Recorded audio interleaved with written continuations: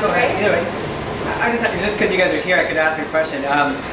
Do you feel that when you're going organic, plant-based, do you notice that you don't need to eat as much? So it's relating again to monetary, because I've noticed since I'm working at the Green Mo for 3 years, I don't need as much. I mean, I feel like I don't need to spend as much. I don't need to buy as much, because when I cook it, I eat it. It works, and then I'm done, and I don't look for the second meal or the second plate or the third plate or whatever. Like in the old days, you go to grandma's house and you want more, and you want more, and you keep going more plates, and then. But I feel like now, so it almost works as cost efficient, health, time consuming. So even though maybe people, I think, stereotype this lifestyle as a higher, more expensive lifestyle, I felt the opposite. I felt like I could just get a couple of yams and some, few things. And I noticed too that if you, like you were saying, if you just buy everything out of a bag in a box, the price just drops. So, I mean, do you feel like that's a big part of it? Like your clients or people you work with or Nikki, I mean, do you feel like the food you serve them is just not as much? Because they're getting everything they need at the micro side. Yeah, so I'll just answer that really quickly and hand it over. For my clients, it's a little bit different because they had a disease for a long time. So it's actually, they need to hyper-nutrify. So at the very beginning, for the first 3 months, they're actually consuming quite a lot of fruits and vegetables, because in addition to their 3 cooked meals a day and whatever cooked or raw snacks that they're having, they're also juicing a lot. So it's the juicing that gets probably more expensive, even though they're very inexpensive ingredients like carrots and apples.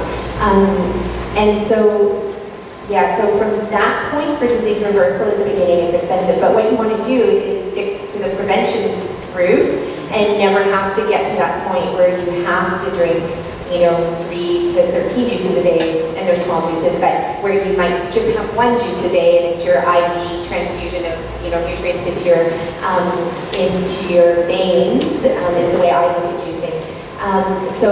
But I would agree for sure that if you are plant-based whole foods, you're not buying packaged stuff, and packaged stuff is where it gets very expensive.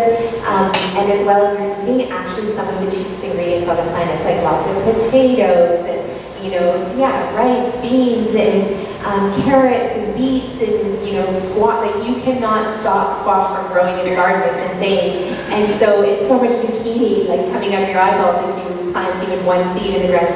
So it can definitely be a very inexpensive way of living, for sure. I see both sides to that. So I feel like you can sit down and eat a huge portion because you're getting less. You're not eating a steak that has 7 calories. So you can now eat like a ton of plant-based foods, which I love. And then the other thing I would say is, usually when there's an addiction to food or like a craving, it's not usually to a whole food. It's not like, oh my gosh, I can't stop eating these carrots. Like, usually the body's like, okay, I've got enough nutrients, I'm good now, I'm full. But if you are eating meals that are more processed and like devoid of nutrients, the body is still surging. It's still surging. Right. I think that was sort of the question. Like, if you have like 6 loaves of bread, you're starving. Yeah. Exactly. And then you have, like you said, a kale Caesar. And it's light, there's not a lot of weight to it, and then all of a sudden you're good, right? So I just sort of was, I got these you guys up there, so I was like kind of, because that's how I've been kind of living, and I was wondering if it's, like for the green Moustache too, people come in and they might say it's expensive or something like that, and organic's expensive, but I'm like, I don't feel it is, because you really don't need as much. Yeah, and that meal, like I get the contrarian combo with salad, that's gonna hold me over for more hours than like brain food and that kind of stuff. Yeah, and it's balanced. You got your carbs, your healthy proteins, and all those micronutrients. I'll add one more thing, just from my perspective, but non-nutritionist perspective. I see the concept of the terminology "full" getting bounced around. So I think in conventionally, people are thinking full of. My stomach is actually physically full of substances.